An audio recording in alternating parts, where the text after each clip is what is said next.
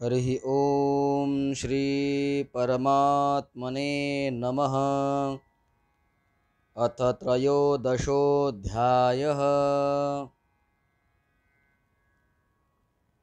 12व्या अध्यायाच्या प्रारंभी अर्जुनाने सगुण आणि निर्गुण यांच्या उपासकांच्या श्रेष्ठतेविषयी प्रश्न विचारला होता आणि त्याचं उत्तर देताना भगवंतांनी दुसऱ्या श्लोकामध्ये संक्षिप्तपणे सगुण उपासकांच्या श्रेष्ठतेचं प्रतिपादन करून तिसऱ्यापासून 5व्या श्लोकापर्यंत निर्गुण उपासनेचं स्वरूप, त्याचं फळ आणि देहाभिमानी माणसांसाठी तिचे अनुष्ठान करण्यास कठीण असल्याचं सांगितलं। त्यानंतर 6व्या श्लोकापासून तर 20व्या श्लोकापर्यंत सगुण उपासनेचं महत्त्व, सगुण उपासनेचं फल आणि सगुण उपासनेचे प्रकार, त्याचप्रमाणे भगवत भक्तांची लक्षणे यांचं वर्णन केलं।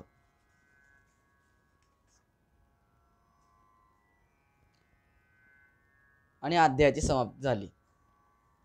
निर्गुणाचे तत्व आणि त्याचा महिमा आणि त्याच्या प्राप्तीची साधने या गोष्टी विस्ताराने समजावून दिल्या नाहीत, म्हणून निर्गुण निराकाराचे तत्व अर्थात ज्ञानयोगाचा विषय चांगल्या प्रकारे समजावून देण्यासाठी 13व्या अध्यायाचा आरंभ केला जात आहे। यात प्रथम भगवंत क्षेत्र म्हणजे शरीर आणि क्षेत्रज्ञ म्हणजे आत्मा यांची लक्षणं सांगत आहेत। श्री भगवानुवाच इदं शरीरं कौन्तेय क्षेत्रमित्यभिधीयते एतद्यो वेत्ति तं प्राहुः क्षेत्रज्ञ इति तद्विदः। भगवंत म्हणाले, हे अर्जुना, हे शरीर क्षेत्र या नावाने संबोधले जाते आणि याला जो जाणतो त्याला त्याचे तत्व जाणणारे ज्ञानी लोक क्षेत्रज्ञ असे म्हणतात। क्षेत्र आणि क्षेत्रज्ञ यांची लक्षणे प्रथम श्लोकात सांगून आता भगवंत क्षेत्रज्ञ आणि परमात्मा यांचे ऐक्य दाखवीत ज्ञानाच्या लक्षणांचं निरूपण करीत आहेत।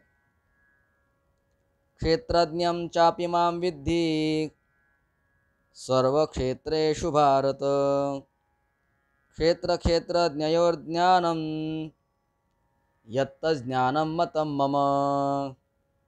हे अर्जुना, तू सर्व क्षेत्रांमध्ये क्षेत्रज्ञ अर्थात जीवात्मा ही मला समज आणि क्षेत्र व क्षेत्रज्ञ अर्थात विकारांसहित प्रकृती व पुरुष यांना जे तत्वतः जाणणे ते ज्ञान आहे असे माझे मत आहे। क्षेत्र आणि क्षेत्रज्ञ यांचे पूर्ण ज्ञान झाल्यानंतर संसार भ्रमाचा नाश होतो आणि परमात्म्याची प्राप्ती होते, म्हणून क्षेत्र व क्षेत्रज्ञ यांचं स्वरूप इत्यादी चांगल्या प्रकारे विभागपूर्वक समजावून देण्यासाठी भगवंत म्हणतात,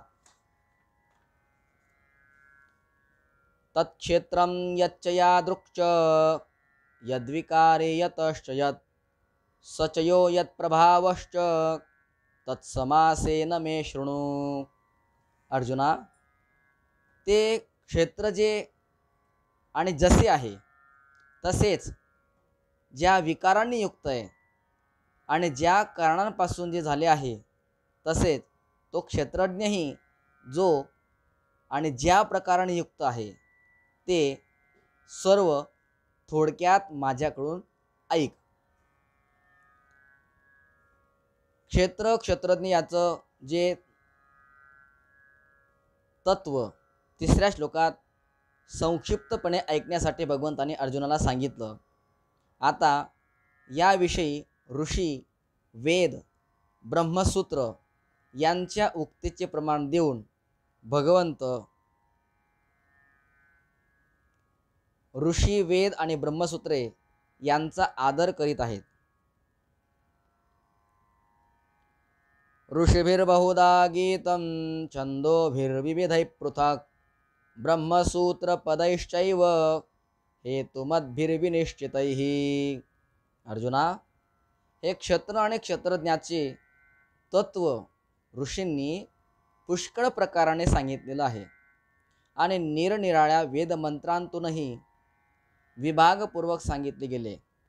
तसेच पूर्णपणे निश्चय केलेल्या युक्तियुक्त ब्रह्मसूत्राच्या पदांनीही सांगितलेलं आहे. अशा प्रकारे ऋषी, वेद आणि ब्रह्मसूत्र यांचं प्रमाण देऊन भगवंत आता तिसऱ्या श्लोकात यत या पदाने सांगितलेल्या क्षेत्राचे आणि यद्विकारी या पदाने सांगितलेल्या त्याच्या विकाराचे पुढील 2 श्लोकात वर्णन करीत आहेत. महाभूतान्यहंकारो बुद्धिरव्यक्तमेव च इंद्रियाणि दशैकंच पंचचेंद्रियगोचराः. अर्जुना, 5 महाभूते, अहंकार, बुद्धी आणि मूळ प्रकृती, तसेच 10 इंद्रिये, 1 मन आणि 5 इंद्रियांचे विषय अर्थात शब्द, स्पर्श, रूप, रस आणि गंध, इच्छा, द्वेष, सुखम दुःखम, संगातश्चेतना धृतिः एतत् क्षेत्रं समासेन सविकारमुदाहृतम्. तसेच इच्छा, द्वेष, सुख, दुःख, स्थूल अर्थात स्थूल देहाचा पिंड, चेतना आणि धृती अशा प्रकारे विकारांसहित हे क्षेत्र थोडक्यात सांगितले गेले. या 2 श्लोकामध्ये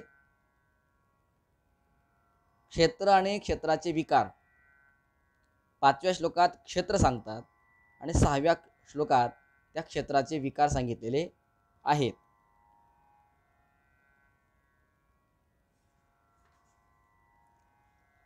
अशा प्रकारे क्षेत्राचे स्वरूप आणि विकारांचं वर्णन झाल्यानंतर आता जी गोष्ट दुसऱ्या श्लोकात सांगितली होती की क्षेत्र आणि क्षेत्रज्ञ याचे जे ज्ञान आहे तेच माझ्या मते ज्ञान होय, ते ज्ञान प्राप्त करण्याच्या साधनांचे ज्ञान याच नावाने 5 श्लोकात भगवंत वर्णन करीत आहेत. अमानित्वमदंभित्व महिंसा क्षांतिरार्जवम् आचार्योपासनं शौचं स्थैर्यमात्मविनिग्रहः. भगवंत म्हणतात, अर्जुना, अमानित्वम म्हणजे श्रेष्ठतेच्या अभिमानाचा अभाव, म्हणजे मोठेपणाचा अभिमान नसणे.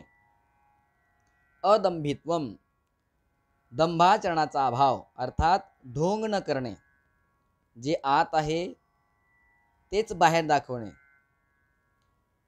आत वेगळं आणि बाहेर काही वेगळं ढोंग घेणे याला दंभ म्हणतात. तसं न करता जसं आत तसं बाहेर दाखवणे याला अदंभित्व म्हणतात. अहिंसा कोणत्याही प्राण्याला कोणत्याही प्रकाराने न सतावणे म्हणजे त्रास न देणे. पुढे आहे क्षांतीही म्हणजे क्षमाभाव, क्षमा करणे. आर्जवम मन, वाणी इत्यादींचा सरळपणा याला आर्जवम असं म्हटलेलं आहे. आचार्योपासनम गुरूंची श्रद्धा भक्ती सहित सेवा. शौचम आत बाहेरची शुद्धी. स्थैर्यम अंतःकरणाची स्थिरता आणि आत्मविनिग्रह म्हणजे मन व इंद्रिये यांच्यासह शरीराचा निग्रह म्हणजेच आत्मविनिग्रह. आता अमानित्वम याचं तात्पर्य काय आहे तर बघा, स्वतःला श्रेष्ठ, सन्माननीय, पूज्य किंवा फार मोठा समजणे, तसेच फार मोठेपणा, प्रतिष्ठा, पूजा इत्यादींची इच्छा करणे किंवा त्यांची इच्छा केल्याविनाही हे सर्व मिळाल्यावर प्रसन्न होणे म्हणजेच मानित्व आहे आणि हे नसणे म्हणजेच अमानित्व आहे. ज्याच्यामध्ये अमानित्व हे पूर्णपणे येते त्याला मान, मोठेपणा, प्रतिष्ठा, पूजा इत्यादींची प्राप्ती झाल्यानंतर प्रसन्न होणे तर दूरच, उलट त्याला त्या सर्वांची विरक्ती आणि उपरती होते. दुसरा प्रश्न निर्माण होतो की अदंभित्वम याचं तात्पर्य काय? तर बघा, मान, मोठेपणा, प्रतिष्ठा, पूजा यासाठी धनादीचा लोभ किंवा कोणाला ठकविणे, फसविणे इत्यादींच्या हेतूने स्वतःची धर्मात्मा, दानशूर, भगवतभक्त, ज्ञानी किंवा महात्मा म्हणून प्रसिद्धी करणे आणि धर्मपालन, उदारता, दातृत्व, भक्ती, योग साधना, व्रत, उपवास यांच्याशिवाय अथवा इतर कोणत्याही प्रकारचे गुणांचे ढोंग करणे म्हणजे दांभित्व होय. या गोष्टींचा सर्वथा अभाव असेल तर त्याचेच नाव आहे अदंभित्व. अहिंसा म्हणजे काय? कोणत्याही प्राण्याला मन, वाणी किंवा शरीर याने कोणत्याही प्रकारचे कष्ट न देणं, मनाने एखाद्याचे वाईट चिंतने, वाणीने कोणाला शिवी देणे, कठोर शब्द बोलणे, कोणाची निंदा करणे किंवा इतर कोणत्याही प्रकारचे दुःखदायक व अहितकारक बोलणे, शरीराद्वारे कोणाला मारणे, सुखदुःख देणे किंवा कोणत्याही प्रकारे नुकसान करणे इत्यादी जे हिंसेचे भाव आहेत त्या सर्वांचा संपूर्ण अभाव म्हणजे अहिंसा आहे. शांती म्हणजे काय? शांती असे क्षमाभावाला म्हणतात. आपला अपराध करणाऱ्याला कोणत्याही प्रकारची शिक्षा देण्याची भावना मनात न बाळगणे, त्याचा सूड घेण्याची किंवा त्याच्या अपराधाबद्दल त्याला या लौकिक किंवा परलौकिक शिक्षा मिळावी अशी इच्छा न बाळगणे आणि त्याचे अपराध वस्तुतः अपराधच न मानता ते पूर्णपणे विसरून जाणे म्हणजेच क्षमाभाव होय. यालाच शांती असे म्हणतात. त्यानंतर आर्जवम सांगितलंय. मन, वाणी आणि शरीर यांच्या सरलतेचे नाव आर्जव आहे. ज्या साधकामध्ये ही भावना पूर्णपणे येते तो सर्वांशी सरळपणाचा व्यवहार करतो. त्यामध्ये कुटिलता पूर्णपणे नसते. अर्थात ज्याच्या व्यवहारामध्ये डावपेच, कपट किंवा वाकडेपणा जराही नसतो तो आत आणि बाहेर नेहमी एकसारखा आणि सरळ असतो. त्याला म्हणतात आर्जवम. आचार्योपासना म्हणजे काय? बघा, विद्या आणि सदुपदेश हे देणाऱ्या गुरुचे नाव आचार्य होय. अशा गुरूंजवळ राहून भक्ती, श्रद्धा भक्तीने मन, वाणी आणि शरीर यांच्याद्वारे सर्व प्रकारे त्यांना सुख देण्याचा प्रयत्न करणे, नमस्कार करणे, त्यांच्या आज्ञेचे पालन करणे, त्यांना अनुकूल असे आचरण करणे इत्यादी याला आचार्योपासना असे म्हणतात किंवा गुरुसेवा असेही म्हणतात. त्यानंतर शौच म्हणतात. शौच म्हणजे काय? शुद्धीला शौच म्हणतात. तर सत्य, पूर्णता, शुद्ध व्यवहारामुळे द्रव्याची शुद्धी होते. त्या द्रव्याने उपार्जित केलेल्या अन्नामुळे आहाराची शुद्धी होते. यथायोग्य शुद्ध वर्तणुकीमुळे आचरणाची शुद्धी होते आणि पाणी, माती इत्यादीने धुतल्यामुळे शरीराची शुद्धी होते. ही सर्व बाह्य शुद्धी होय. राग, द्वेष, छल, कपट इत्यादी विकारांचा नाश होऊन अंतःकरण स्वच्छ होणे हीच आंतरिक शुद्धी होय. दोन्ही प्रकारच्या शुद्धीचे नाव शौच असे म्हटलेले आहे. तदनंतर येतं स्थैर्य. स्थैर्य म्हणजे काय? स्थिर भावाला स्थैर्य असे म्हणतात. म्हणजे मोठ्यात मोठे कष्ट, विपत्ती, भय किंवा दुःख आल्यावर सुद्धा विचलित न होणं, तसेच काम, क्रोध, भय, लोभ किंवा इत्यादींमुळे कोणत्याही प्रकारे आपला धर्म किंवा कर्तव्य यापासून जराही विचलित न होणे, तसेच मन, बुद्धी यांच्यामध्ये कोणत्याही प्रकारची चंचलता नसणे म्हणजेच स्थैर्य होय. आणि शेवट आहे आत्मविनिग्रह. या ठिकाणी आत्मा हे पद अंतःकरण आणि इंद्रिय यांच्यासह शरीराची वाचक आहे आणि म्हणून सर्वांना चांगल्या प्रकारे आपल्या स्वाधीन करून घेणे म्हणजेच आत्मविनिग्रह आहे. नंतर पुढच्या श्लोकामध्ये बघा, इंद्रियार्थेषु वैराग्य मनहंकार एवच जन्म मृत्यू जरा व्याधी दुःख दोषानुदर्शनम. भगवंत म्हणतात, अर्जुना, इंद्रियार्थेषु वैराग्य, इहपर लोकातील सर्व विषयांच्या उपभोगाविषयी आसक्ती नसणे, अहंकार एवच, अहंकारही नसणे, जन्म मृत्यू जरा व्याधी दुःख दोषानुदर्शनम, जन्म, मृत्यू, वृद्धत्व आणि रोग इत्यादींमध्ये दुःख व दोषांचा वारंवार विचार करणे, असक्तिरन विश्वंग पुत्रदार गृहादिषु नित्यंच समचित्तत्व मिष्टानिष्टोपपत्तिषु। पुत्र, स्त्री, घर, धन इत्यादींची आसक्ती नसणे, ममता नसणे, तसेच आवडती आणि नावडती गोष्ट घडली असता नेहमीच चित्ताचा समतोल ठेवणे,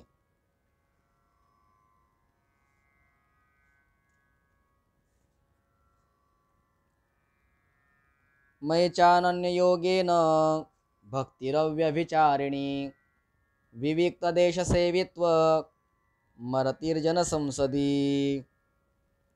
मज परमेश्वरामध्ये अनन्य योगाने अव्यभिचारिणी भक्ती, तसेच एकांतात शुद्ध ठिकाणी राहण्याचा स्वभाव आणि विषयासक्त मनुष्यांच्या सहवासाची आवड नसणे,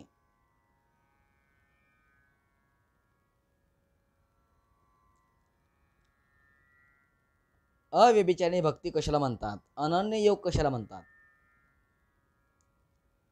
भगवंत हा सर्वश्रेष्ठ आहे, तोच आमचा स्वामी, शरण जाण्यास योग्य, परमगती, परमाश्रय, माता पिता भाऊबंध, परमहितकारक, परमात्मी आणि सर्वस्व आहे. त्याला सोडल्यास आमचे इतर कोणी नाही. या भावनेने भगवंताशी जो अनन्य संबंध असतो त्याचं नाव आहे अनन्य योग.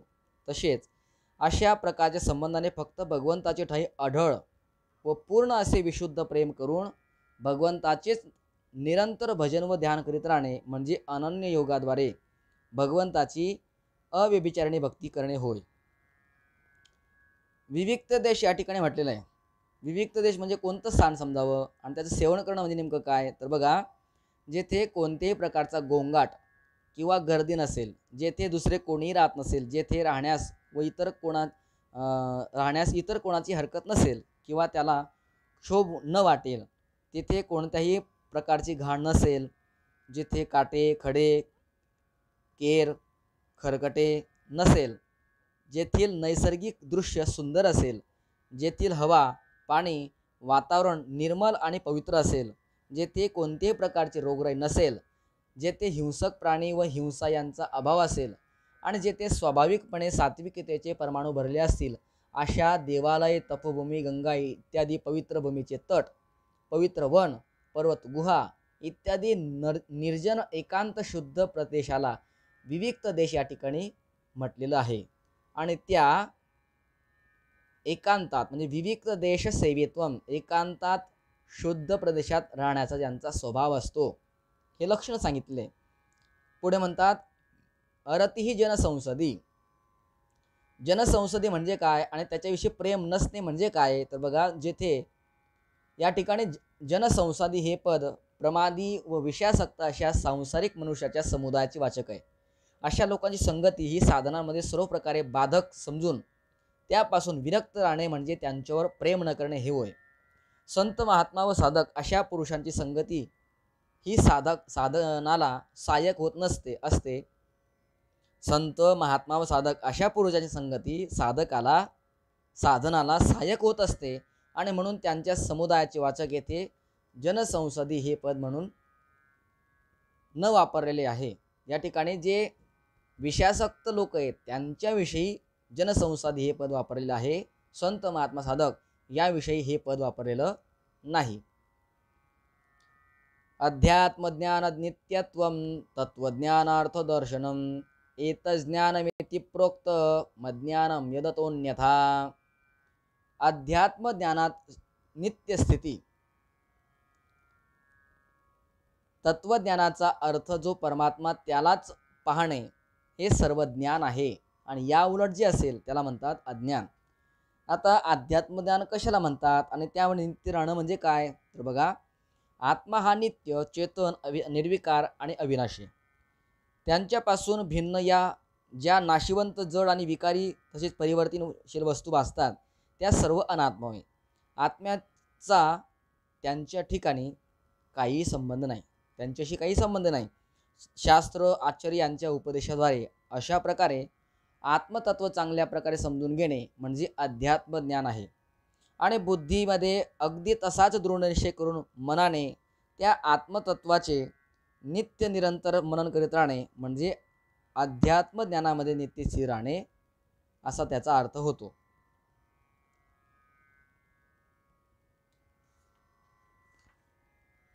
अशा प्रकारे ज्ञानाच्या साधनांचे ज्ञान या नावाने वर्णन ऐकल्यावर अशी जिज्ञासा वाटू शकते की या साधनाने प्राप्त झालेल्या ज्ञानामुळे जाणण्यास योग्य वस्तू कोणती आहे आणि ती जाणल्यावर काय होते. त्याचे उत्तर देण्यासाठी भगवंत आता जाणण्यास योग्य वस्तूच्या स्वरूपाचं वर्णन करण्याची प्रतिज्ञा करीत आहेत. ते जाणण्याचे फल अमृतत्वाची प्राप्ती हे सांगून 6 श्लोकांमध्ये जाणण्यास योग्य असलेल्या परमात्म्याच्या स्वरूपाचे वर्णन करीत आहेत. ज्ञेयं यत्तत् प्रवक्ष्यामि यज्ञात्वा अमृतमश्नुते अनादिमत् परम ब्रह्म न सत्तन्ना सदुच्यते. अर्जुना, जे जाणण्यायोग्य आहे आणि जे जाणल्यामुळे मनुष्याला परम आनंद मिळतो ते चांगल्या प्रकारे सांगतो. ते अनादी परमब्रह्म सत ही म्हणता येणार नाही आणि असत ही म्हणता येणार नाही.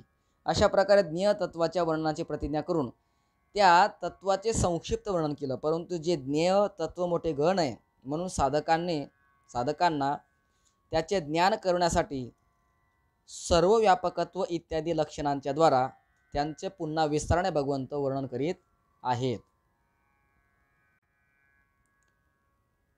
सर्वत पाणिपादं तत् सर्वतोक्षी शिरोमुखम सर्वत श्रुतिमल्लोके सर्वमावृत्य तिष्ठती.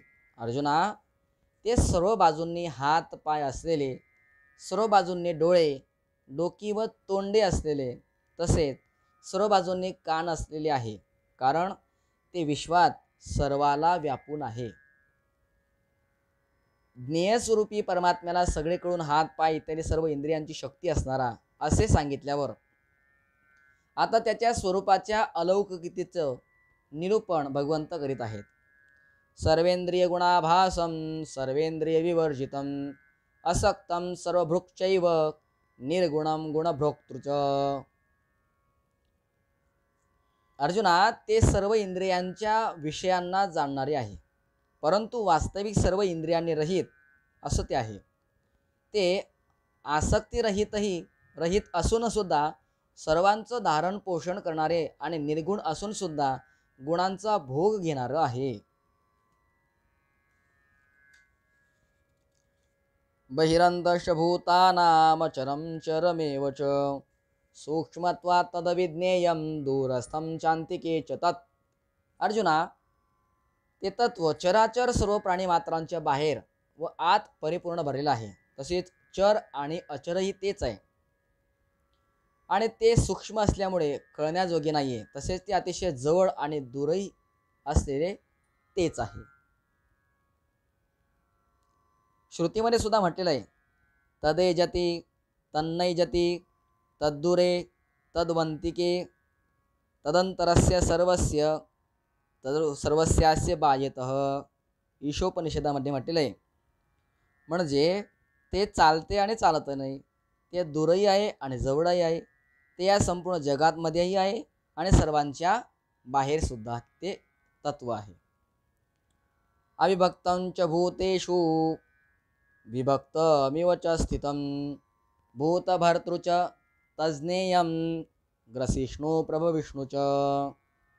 तो परमात्मा विभागरहित एकरूप असा आकाशासारखा परिपूर्ण असूनही चराचर संपूर्ण भूतांमध्ये वेगवेगळा असल्यासारखा भासत आहे.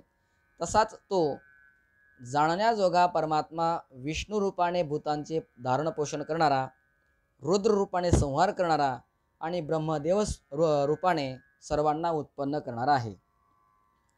ज्योतिषामपि तज्ज्योतिष तमसः परमुच्यते ज्ञानं ज्ञेयं ज्ञानगम्यं हृदि सर्वस्य विष्ठितं.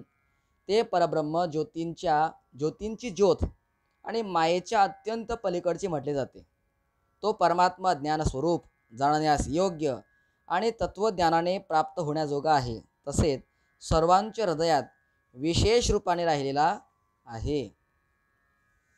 अशा प्रकारे क्षेत्र, ज्ञान आणि ज्ञेय यांच्या स्वरूपाचं संक्षिप्त वर्णन करून आता ते प्रकरण जाणण्याचे फळ भगवंत सांगतायत. इति क्षेत्रं तथा ज्ञानं ज्ञेयं चोक्तं समासतः मद्भक्त एतद्विज्ञाय मद्भावायोपपद्यते. अशा प्रकारे अर्जुना, क्षेत्र तसे ज्ञान आणि जाणण्याजोगे परमात्म्याचे स्वरूप थोडक्यात सांगितले. माझा भक्त हे तत्वतः जाणून माझ्या स्वरूपाला प्राप्त होत असतो. तिसऱ्या श्लोकात भगवंताने क्षेत्राविषयी 4 गोष्टी आणि क्षेत्रज्ञाविषयी 2 गोष्टी संक्षिप्तपणे ऐकण्यास अर्जुनाला सांगितलं. मग विषय प्रारंभ करतात क्षेत्राचं स्वरूप आणि त्याचे विकार याचं वर्णन केल्यावर क्षेत्रज्ञ यांचे तत्व चांगल्या प्रकारे जाणण्याचे उपाय असलेल्या साधनांचे आणि जाणण्यास योग्य असलेल्या परमात्म्याच्या स्वरूपाचे वर्णन प्रसंगवशात केले.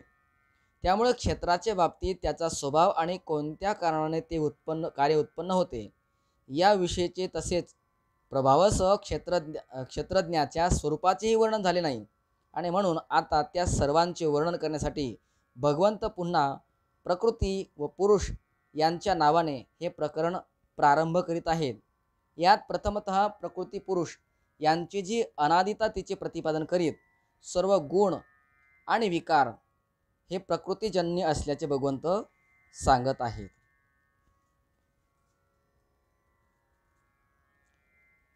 प्रकृतीं च पुरुषं चैव विद्यनादि उभावपि विकारांश गुणांश्चैव विद्ये प्रकृती संभवान. अर्जुना, प्रकृती आणि पुरुष हे दोन्ही अनादी आहेत असे तू समज, आणि रागद्वेषादी विकार तसेच त्रिगुणात्मक सर्व पदार्थही प्रकृतीपासूनच उत्पन्न झालेले आहेत असंही समज. ज्यापासून जे उत्पन्न झालेलं आहे ते तिसऱ्या श्लोकात ऐकण्यास सांगितलं होतं. त्याचं वर्णन मागील श्लोकात उत्तरार्धात थोडंसं भगवंताने केलं. आता त्याचीच गोष्ट या श्लोकाच्या पूर्वार्धात सांगत आहेत. त्याच्या उत्तरार्धात आणि 19व्या श्लोकात प्रकृतीमध्ये स्थित असलेल्या पुरुषाच्या स्वरूपाचं वर्णन केलेलं आहे. कार्यकरणकर्तृत्वे हेतु प्रकृतिरुच्यते पुरुष सुखदुःखानां भोक्तृत्वे हेतुरुच्यते. भगवंत म्हणतात, अर्जुना, कार्यकरण यांच्या उत्पत्तीचे कारण प्रकृती म्हटली जाते आणि जीवात्मा सुखदुःखांच्या भोगण्याला कारण म्हटला जातो.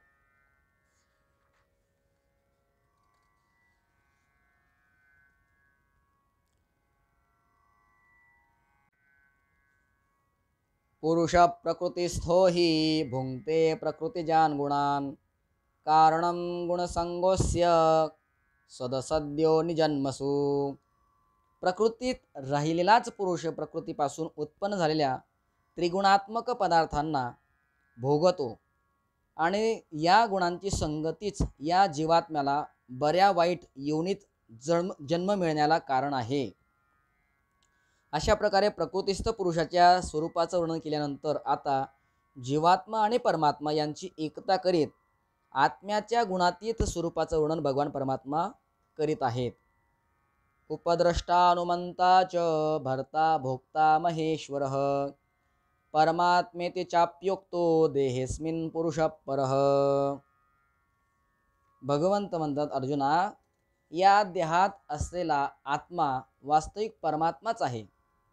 तोच साक्षी असल्यामुळे उपद्रष्टा आणि खरी संमती देणारा असल्याने अनुमंता, सर्वांचे धारण पोषण करणारा म्हणून भरता, जीवरूपाने भोगता, ब्रह्मदेव इत्यादींचाही स्वामी असल्याने महेश्वर आणि शुद्ध सच्चिदानंद घन असल्यामुळे परमात्मा म्हटला जातो.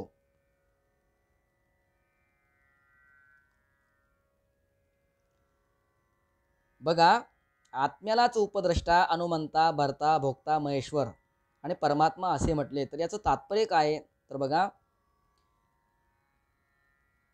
या गोष्टींचं प्रतिपादन ज्या ठिकाणी केलेलं आहे, भिन्न भिन्न निमित्ताने एकाच परब्रह्म परमात्म्याला भिन्न भिन्न नावांनी पुकारलं गेलेलं आहे.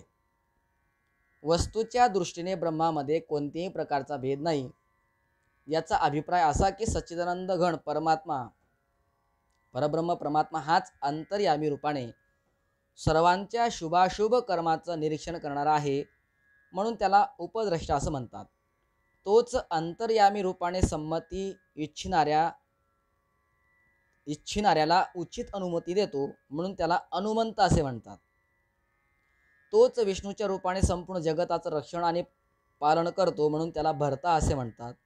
तोच देवांच्या रूपाने सर्व यज्ञांचा हवी आणि सर्व प्राण्यांच्या रूपात सर्व भोग भोगतो, म्हणून त्याला भोक्ता असे म्हणतात. तोच लोकपाल आणि ब्रह्मादी ईश्वर याचे निर्माण करणारा महान ईश्वर आहे, म्हणून त्याला महेश्वर म्हणतात. वस्तुतः तो नेहमीच सर्व गुणांच्या पूर्णतः अतीत आहे, म्हणून याला परमात्मा असं सुद्धा म्हणतात. अशा प्रकारे गुणांसह प्रकृती व पुरुष यांच्या स्वरूपाचं वर्णन केल्यानंतर आता त्यांना यथार्थ जाणण्याचं फल भगवंत पुढच्या श्लोकामध्ये सांगता आहेत. य एवं वेत्ति पुरुषं प्रकृतिं च गुणैः सह सर्वथा वर्तमानोपि न स भूयोभिजायते.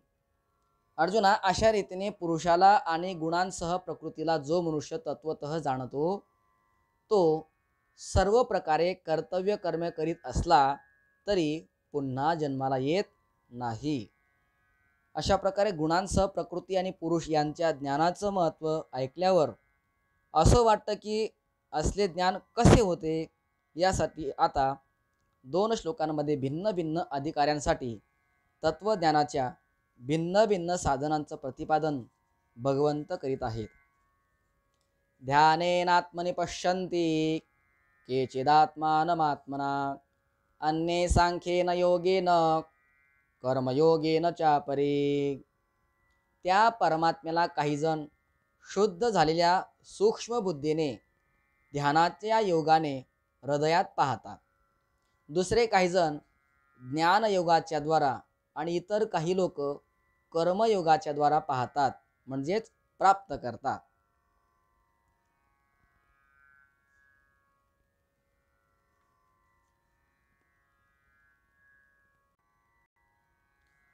अन्ये त्वेवमजानन्तः श्रुत्वा नेभ्य उपासते तेऽपि चातितरन्त्येव मृत्युं श्रुतिपरायणः. परंतु याखेरीज इतर अर्थात मंद बुद्धीचे जे पुरुष आहेत ते अशा प्रकारे न जाणणारे असतात. ते दुसऱ्यांकडून म्हणजे तत्वज्ञानी पुरुषांकडून ऐकूनच तदनुसार उपासना करतात आणि ते ऐकलेले प्रमाण मानणारे पुरुषसुद्धा मृत्यूरूप संसार सागर खात्रीने तरून जातात. अशा प्रकारे परमात्म्यासंबंधी तत्वज्ञानाच्या भिन्न भिन्न साधनांचं प्रतिपादन करून आता 3ऱ्या श्लोकात यादृक या पदाने क्षेत्राचा स्वभाव ऐकण्यास सांगितले होते. त्याला अनुसरून भगवंत 2 श्लोकांद्वारे ते क्षेत्र उत्पत्ती विनाशील असल्याचे सांगून त्याच्या स्वभावाचं वर्णन करीत आत्म्याचं यथार्थ तत्व जाणणाऱ्याची प्रशंसा करीत आहेत. यावत् संजायते किंचित सत्वं स्थावर जंगमं क्षेत्र क्षेत्रज्ञ संयोगात तद्विधी भरतर्षभ. हे अर्जुना, जेवढे म्हणून स्थावर जंगम प्राणी उत्पन्न होतात ते सर्व क्षेत्र व क्षेत्रज्ञांच्या संयोगानेच उत्पन्न होतात असे समज. समं सर्वेषु भूतेषु तिष्ठन्तं परमेश्वरं विनश्यत् स्वविनश्यन्तं यः पश्यति स पश्यति.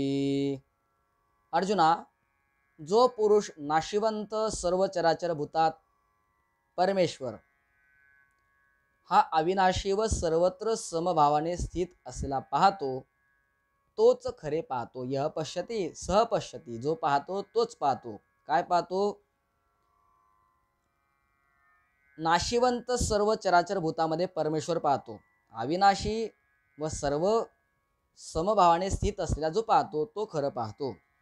वरील श्लोकामध्ये असं म्हटलंय की परमेश्वराला सर्व भूतांमध्ये नाशरहित आणि समभावाने स्थित असलेला पाहतो, तोच योग्य तऱ्हेने पाहतो. या म्हणण्याची सार्थकता दाखवण्याकरता भगवंत त्याचे फल परमगतीची प्राप्ती असे सांगत आहेत. समं पश्यन्नि सर्वत्र समवस्थितमीश्वरं न हीनस्त्यात्मनात्मानं ततो याति परांगतिम. कारण की जो पुरुष सर्वांमध्ये समरूपाने असलेल्या परमेश्वराला समान पाहून आपणच आपला नाश करून घेत नाही, त्यामुळे तो परमगतीला प्राप्त होत असतो. अशा प्रकारे नित्य विज्ञानंद घन असे आत्मतत्व सर्वत्र समभावाने पाहणे याचं फल व महत्त्व सांगून आता भगवंत पुढच्या श्लोकामध्ये अकर्ता म्हणून पाहणाऱ्याचा महिमा सांगतायत.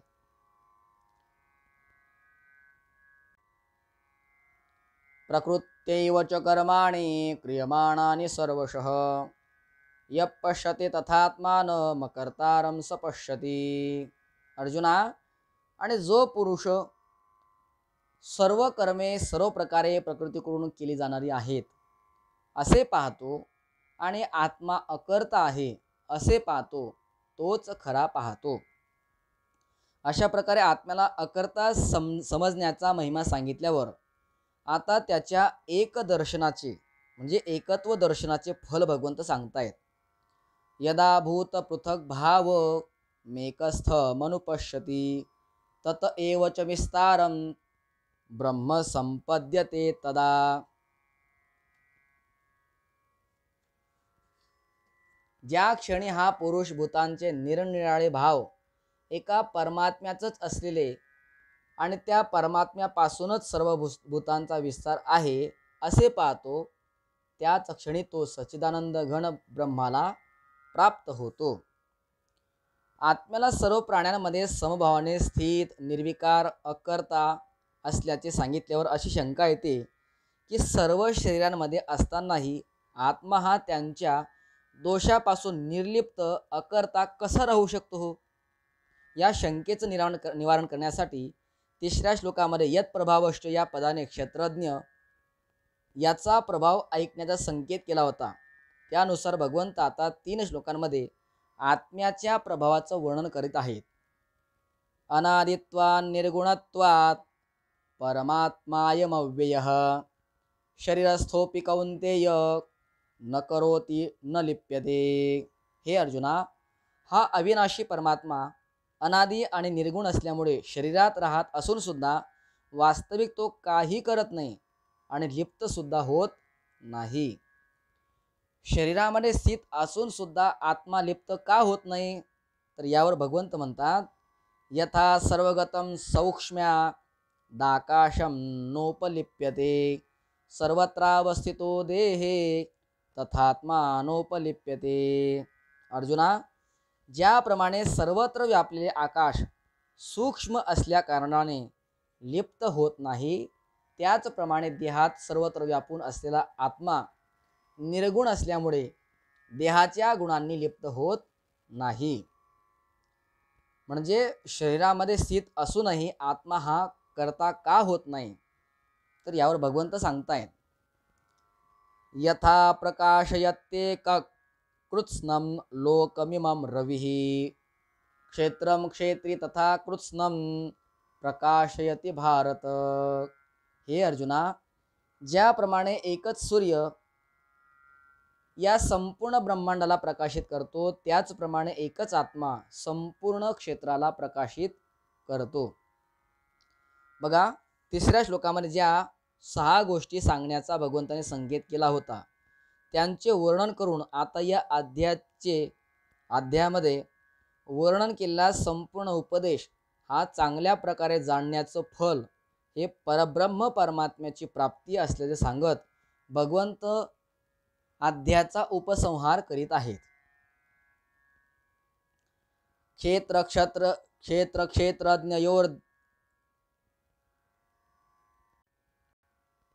क्षेत्रक्षेत्रज्ञयोरेव मंतरं ज्ञानचक्षुषा भूत प्रकृती मोक्षंच ये विदुर्यांती ते परम.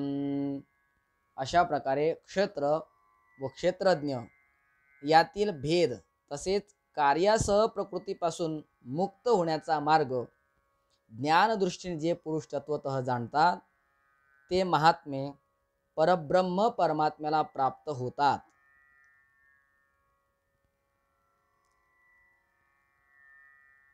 हरि ओम तत्सदिति श्रीमद्भगवद्गीता सुपनिषत्सु ब्रह्मविद्यायां योगशास्त्रे श्रीकृष्णार्जुन संवादे क्षेत्र विभाग योगो नाम त्रयोदशोऽध्यायः।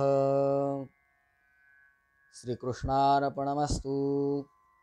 श्रीगुरुचरणारविन्दार्पणमस्तु।